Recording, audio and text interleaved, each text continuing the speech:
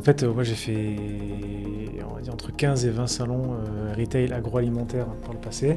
Et là, cette année, donc pour la première fois en 2023, j'ai fait un salon retail plutôt côté tech, fournisseur de matériel ou de solutions logicielles. Donc c'est assez nouveau pour moi.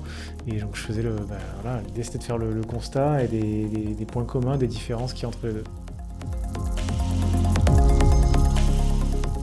Les deux salons ont des points communs autour de l'organisation, c'est-à-dire que voilà, des gens qui viennent, qui prennent un stand, qui présentent leurs produits ou leurs solutions, et tout un tas d'ateliers autour des thématiques qui concernent le retail en général, ou cette partie, une spécificité.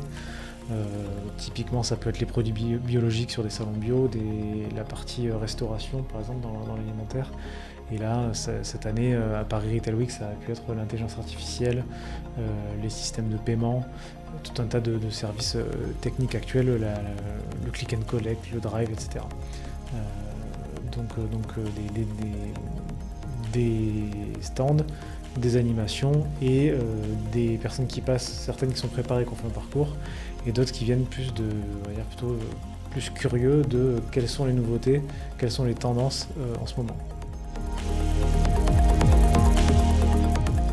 Sur les différences, alors la différence elle est plutôt dans le profil des visiteurs, c'est-à-dire que dans les salons retail alimentaire, en tout cas tournés produits, on va parler avec des gens, des acheteurs, des acheteuses qui sont les personnes qui font tourner directement l'entreprise, donc dont le produit correspond au métier de l'entreprise.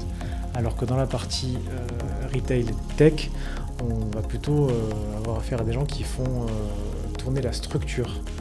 Donc si je prends l'exemple le plus parlant, c'est qu'on va avoir d'un côté des personnes qui vont acheter des produits typiquement je sais pas, alimentaires, qui vont aller chercher des innovations alimentaires.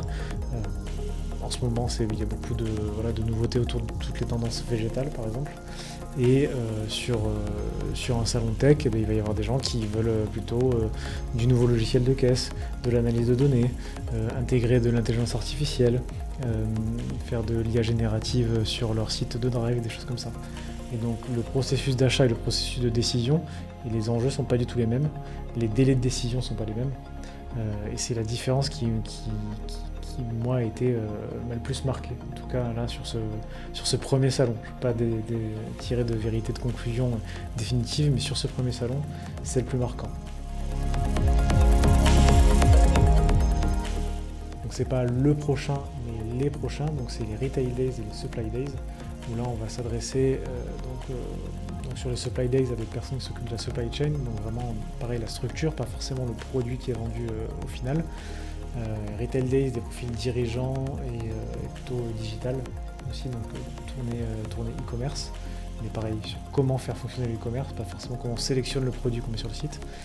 Et un format assez différent, puisque là, il ne s'agit pas d'un salon avec un flux de personnes qui vont passer, mais de rendez-vous qui sont pris à l'avance, donc où on a 15-30 minutes pour vraiment échanger avec la personne qu'on a en face de nous, soit présenter le produit, soit reprendre des discussions qui étaient déjà lancées sur des thématiques bien précises. Donc un format qui relève moins de l'échange spontané de la rencontre, mais plus du rendez-vous pris à l'avance dans un cadre bien précis qui est fixé par l'organisation des Retail Days et des Supply Days.